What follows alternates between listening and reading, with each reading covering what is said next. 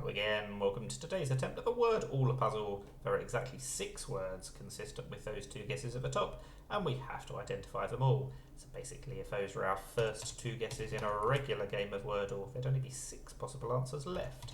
We've all got to use L, U and T, they can't use any of the grey letters and so on, so that's why it's so restricted. Although sometimes there's only 4 or 5 words that you've got to find, so it's a little bit more difficult today. But let's see how we get on.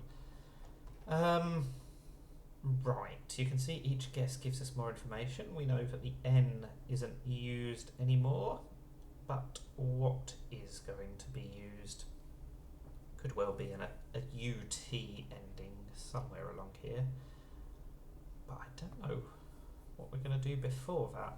Lotus would work, wouldn't it? Let's put that in. We're getting more and more information. The T is green on that 4th row, so that means it's last in all of the remaining words. That should help. And the U's got to be first or second. So built. That works. And guilt. Oh no, it can't be guilt. What else can it be? Quilt. We're going to use the Q. And then this one's going to start with a U. Uplit, perhaps?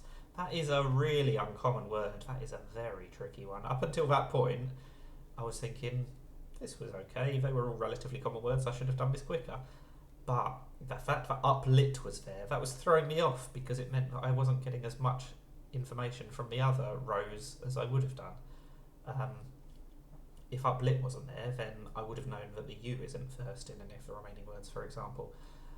But yeah, that messed me up a little bit. So a little bit slower than my average, but nowhere near my worst ever. So not too shabby.